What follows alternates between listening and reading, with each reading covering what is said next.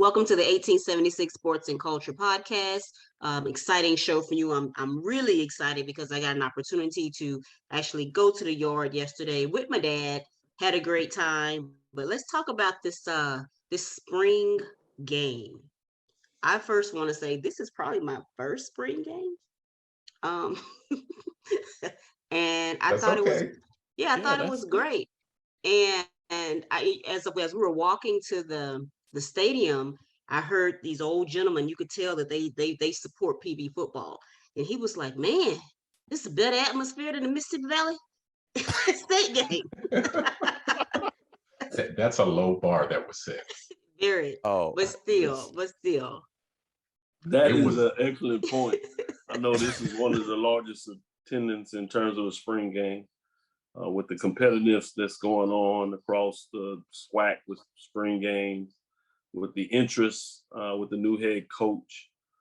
I think it speaks a lot in terms of the opportunities that are in front of us moving forward. So I was excited about it. I let the corporates on here that really get into the football, I let them do that. And I did all my networking behind the scenes. So don't ask me anything about the game itself. You can ask me everything else you want. I'm ready to go. Man, it was a but do we know that did we pay attention to what actually drove that, right? I mean, we've been talking that little buzzword out there, marketing. I mean, we started a little late and you still got a decent crowd. So I mean, just imagine what a little bit in front of that would have done. I'm curious to some degree how much was that the direct marketing of Prairie View, and I don't want to disparage what went on, and I think it was significant and was the next step. Mhm. But I tend to follow all the SWAC schools and different Yep. components, and there was some social media chatter that almost went around challenging, where you saw Grambling kind of do their thing, and they put their stuff out there, and then Southern, and then there's talk about what Jackson will do. And I wonder how much that also was the natural underground marketing or guerrilla marketing that can take place. But Yep. either way, I think the combination of the two tells you, to your greater point, if you really get in on the marketing component, you can make things happen There's some above and value there. beyond what you're used to. Yes, Mhm. indeed. Yes, indeed. Yep. So the atmosphere was off the chain, and it was in large part because a task force put together, they assembled the pieces uh, that created that atmosphere. And the atmosphere, what did that include? It included the band marching out, playing like it was the game day. That included the Black Foxes, who actually led the procession, and they was stepping hard. It was funny because one of the ladies who we saw on the show, I think she was the one who her and her old boy started. He asked her to be her boyfriend, her boyfriend, a girlfriend. Oh, I can't okay. remember her name, but she Shelby. was out. Shelby, she was Shelby. out there in the front, and I felt like I was watching a movie star because I've been watching her on TV. You getting autographs and stuff. Yeah. Man, she tall too, bro. She Yeah. like 5'8", 5'9", so she's a stallion. But it was well put together. Man, I want to give a shout out to the assistant. Well, you know what? I'm gonna do that later. I'm gonna save that for uh We ready? the We Are Ready. we ready? Yeah. But the group who did this, it was marketing. First of all, it was strategic thinking, planning, and marketing. Mhm. And yep, it was social media. Uh, these flyers with the lineup of events was on all of Prairie View social media. And you had that, as Yada mentioned, I think the groundswell of one-upsmanship. We had to one-up Grambling, and we had to one-up Southern. And I think PV fam caught that, and they said, let's do it. And they showed up, man. It was nice. Yeah. And I It just was want to nice. add, I am on that task force, and just be ready. There are a lot of things in play. And really all what it is it's alum. It's alum who've come together because we want to see a good game day experience. And I think the important part of me saying that is, and this is really just to those at PV who listen to us, a lot of times it's not money. You have alum out here that will do some things for you for free. Mhm. Okay. And so reach out. reach out. So again, a Yeah. lot of what went into this weekend really was just a test to see if we could pull this off for Labor Day Classic. Mm. You know I love case studies. I love me some case studies. I was gonna say, And somebody dropped a nugget. This will be the first Labor Day Classic that will be uninterrupted and actually occur at the right time, because the original Labor Day Classic in the stadium was interrupted by the rain and lightning storm, if you don't recall. Ooh. Then the next Labor Day Classic was pushed back to after Thanksgiving Day. yeah, That was supposed to be played on the yard. So this will be the first, hopefully, first one played on the yard that will actually go uninterrupted. But I see Mike done joined the show in between lacrosse tournament playoffs. What did you see at the game? You actually had a chance to sit down and watch the game while me and Yada was running our mouth for most of the game. What did you see? Let's talk about the highlights. What did you see from the offense, defense? Let's start with the offense. Yeah, so hopefully you can hear me. I'm in between a playoff game, but I got there for just when the second half, or I guess what you would call the second half, was started.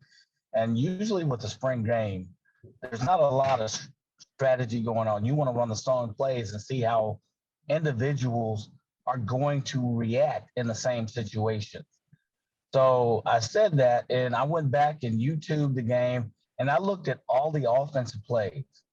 And here's the deal. Of all the offensive plays, 71.8% were either dives up the middle or go routes. So either dives up the 3-hole, 4-hole up the middle. You had a few kind of, passes out to the outside. And I don't know if they were trying to test the offensive line to see how they held up. I don't know if they were looking to test this running back 2022 that, you hear some of the PV fans talking about. But, the plays weren't as crisp. Sometimes you don't expect that crispness in a spring game, but you expected a little bit more. 71.8% were dives up the middle. And you hear a lot of fans talking about, well, they only ran the same plays. I think they were trying to get a feel for which running backs did well, how well the offensive line did, how well the defense did in those plays. Go route, it's clear. There's one standout receiver, and I forget his name, but every time they get a go route, Spiller. Every time they get a go route, he was scoring or close to scoring on his first on whoever the cornerback was. So I give them an A on the wide receiver. He's going to need a compliment, but on the running back, I need to see a little bit more. 71.8%. That's a data point. Unless my math is off, and I looked at all the plays, 71.8% were dives up the middle, same type. There was no pass option read. There was no pass option reverse read on any of those plays. So you'd like to see a little bit more in how those quarterbacks fare in those complex situations for the evaluation. Now, you do have commits coming in, so you wonder how they're going to play in that. But, on the offensive side, you like to see a little bit more crispness and complexity. So I'm surprised. First of all, I appreciate your data points. We've been missing that. Second of all, I'm surprised you didn't lead. It sounded so good to hear those data points. I was like 78.1. He didn't say approximately either, but he didn't I'm say about. I am surprised you didn't lead with the quarterbacks, because I think that's where that's the biggest question. Quarterback. Can Trayvon Conley grab the job, seize it going into the fall? And that's really what being a fan of his, because he sat through a lot of adversity. I really wanted to see him come out and claim the job and let it be known that when CJ Dumas shows up in the fall, he will be redshirted without a doubt. Yeah. I don't really think we got that feeling, although schematically, as you mentioned, they purposefully kept it vanilla. They kept it very plain on purpose, I believe, as you mentioned. But from an accuracy ball placement standpoint, I really wanted to see Conley take the next step forward, and I don't think we saw that. No, with Conley, I looked at his pass plays. they were within, I believe 80% of his passes were within 10 to 15 yards. They still were not crisp. Okay. They were go hook and routes. He did have a few of the go routes, and the go routes he threw, the receiver was breaking open, but he didn't hit it. So accuracy was a problem for Conley. So he didn't appear to have commanded offense. Now, part of that could be it's a spring game. You got to work the kinks out. But you just didn't see enough to say, hey, Conley's really got a grasp, and I'm a grasp of this offense. And I know you say Dumas may be redshirted, but I still think he has a shot to really come in and make a difference, especially during tour days. I totally agree. So when he shows up, I believe July the 5th, I think it's going to be wide open for him to have the opportunity to show that he deserves at the very least to be on a depth chart. Because the next man up, the other quarterback who got significant snaps was Chris Scott.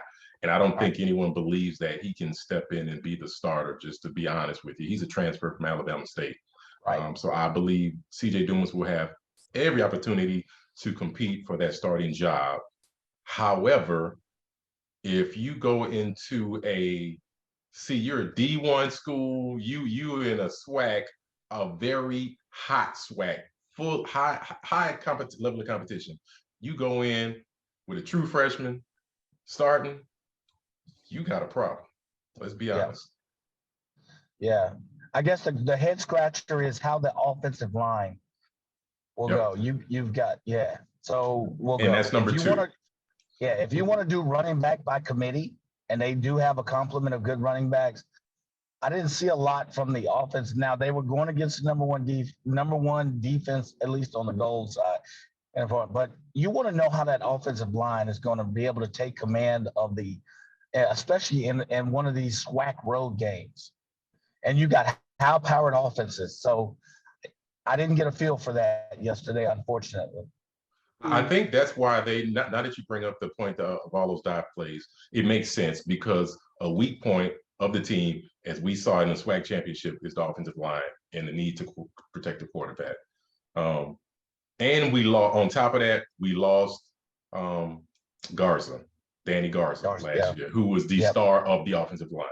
Yes. So it makes perfect sense that they were hitting that 71.8? 71.8% of their plays were dive plays, either to the middle side 1-2 hole or the 3-4 hole. They were straight up dive plays. And I don't know if they were testing the defense or testing the offensive line. It makes sense that they were really testing the offensive line. To me, they were trying to see what they had. They were trying to see what they, I guess, put the emphasis on a spring game in the trenches, offensive line. Yep. Let's see what we have. Let's see how well we've gelled together. Let's see who's going to step up. So it makes sense. And then with all this being streamed, also how much of this they didn't want to be put too much out there to show. Right. So the other coaches can start game planning. So I'm sure some of it was vanilla on purpose in terms of trench players you're analyzing. I think some of it was vanilla also to make sure that we don't give too much away. That's a good point. Going into the season. I also wanted to add this one thing when you talked about this being the first opportunity that game played on campus maybe played through with the first game, having that lightning.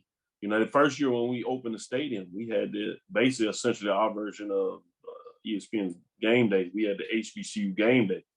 Mike was a star on that, Charles Bishop. So with this crew here, that's something that we may look in and work with the athletic department to see if that's something that we want to facilitate again. A lot of people are excited how they turned off, and this might be a great place to replace that and get it done and kind of get back out there and do what we do. With Prairie View A&M Film, show the world that we're the ones that start stuff. Yep, coming soon. Just like we started the SWAC. There you go. There you go. There you Shots go. fired. Shots fired. Shots fired. Before we turn to, it's just facts. Facts. Before we turn to defense. Thank you. Thanks. Before we turn to defense, real quick, I thought Stewart came out and ran hard, and he just did what he do. And I would not be surprised to see a 1,500-yard rushing season from him. I wouldn't be surprised at all. And Ahmad Antoine looked pretty good too, along with Christian Mosley. So there's no doubt running game is going to be the focal point of this offense, just because I believe we're going to have to focus on the running game. But yeah, running backs, to me, I thought they did a good job for even though we're running straight up the middle. I guess just one more point. What I saw was the kind of swing out passes. Now, again, this is a spring game. It stayed vanilla, but I like the swing out passes to both Mosley and Stewart, where they could operate in space. That seems to be something that they're kind of putting in their hip pocket. They did get some positive gains on that. Again, they kind of pulled off the run. I forget which one scored on a couple of those plays, but there's something to be said without giving too much of the candy away. Yeah, it's spring I game, agree. but I like what I saw with that. Yeah. Defensively, what did you see, Mike? Secondary. Plays to really the tight ends. The long plays to Spiller. He did that on 3 or 4 cornerbacks. So you're going to play a couple of SWAC teams that have high-powered wide receivers. They're going to simply go routes like that. So you wonder about the coverage. So that's kind of what I saw. The defense looked good at the front line, but I don't know if that's the offensive line, but really the long go routes, the pass plays, and the short in and outs that the offense ran. We tended to give up chunks at a time. I will say Jason Dumas did not play. He's still rehabbing his shoulder. He said he's on pace to go be ready for the fall. Also, Drake Cheatham did not play. He twisted his ankle a couple of days ago. He said he's fine. He could have played, but hey, we know who he is. We talk about 2 All-Americans. They good. Wasn't no need for them to play. Well, I knew Dumas wasn't there, but you wonder how the other linebacking core or the other defensive core would kind of step up. And you saw some good things, at least yesterday, from the defensive front. I don't know if I saw as much from the linebacking core, particularly with that short field play. Go ahead. I was going to say, I did see Jesse Evans come around the side, around the corner, abuse an offensive tackle. And if it was game day scenario, he would have taken Conley's head square off. I did see that. He pulled up and just tapped him on the shoulder. That is not an official data point, because he basically just said, "Tag, you in." Yeah, that's all he was allowed to do. So if you want to, and we'll talk. We have a special guest on later, but we'll talk about the step forward that Jesse Evans is looking to take this season. But he stood up to me on defensively. The one last thing I'll add about the defense is sometimes they played cover 2. Sometimes they played man. They kind of mixed up their coverage. They kind of bunched it up in the middle. So you don't have a feel for what kind of coverage they'll take into the fall of 2022. A lot of that depends on, personnel at the time, who they're bringing in at the time. But yeah, I don't, watching yesterday, I don't know, are they going to be a cover 2 defense? Are they going to be a zone defense? Because they kind of mixed it up a little bit. And that may be a week-to-week thing. Who knows? Yeah. Well, I think it's good to the point that at least they were versatile and able to do multiple things. So they can go week to week based on maybe what's the strength or what's the matchup that works for them. So the fact they were able to do multiple things is a good thing, potentially moving forward. Mm-hmm. And before we move on, I just want to say that Joe Gleason, the ABC 13 sports producer, he was there.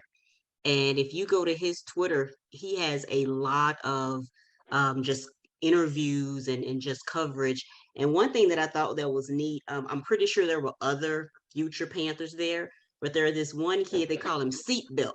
Yeah. His name is Dewan Lewis. He was excited. He interviewed him. So check out that interview. He is excited. He liked what he saw, at least. And so I believe he said they report early July, like you said, and July 5th. ready. Yeah. That baby is ready. He's Yeah, part of yeah. that Shadow Creek connection we have going. That's Shadow Creek, yeah. Yeah, man. So he was over there hanging out with gosh, what's his name? Help me out with the name. Schenkel, the Schenkel Schenkel. family. Schenkel. Yeah. Yeah, the middle line, Warren another Schenkel. linebacker And on the speaking of the team. Schenkels, we did need a golf coach. His Yep. dad, Okay. His dad coach just golf, so happens it to. might be something we need to look at that. Hey man, family ties, baby. Family ties. Exactly. Do what you got to do, you know. Yep. But Shanetta, you brought up a great point though. Spring game is also a recruiting tool because Dejan Lewis Seatbelt, Absolutely. aka, was not the only recruit up there. There were a couple They other were deep. recruits up Yeah. there. So I that give was a credit on great PV family did a great job of creating an atmosphere that is conducive to recruiting high school kids. I'm just saying. So Absolutely. hey, shout out to Though. PV. Great point. Yeah, great Yep. point. Big shout out. Yep. Yeah. And then before we move on, just a quick shout out of our podcast guest, track and field women's coach Angela Williams. She it was announced, I believe, last week that she's going to be the assistant coach for sprints and hurdles for the U.S. national team when they compete in the World Athletics Championship in Eugene, Oregon. I think it's the first time on U.S. soil. Oregon. Yeah, we might Yeah. have to do that as an early shout out. She ready. She ready? Yeah. She was Shout out. she was actually named the head coach a couple years ago, but she couldn't do it because of health concerns. Right. So yes, this is a second chance for her to be participating now. All right. Yeah. All right. And we'll be back to talk spring sports.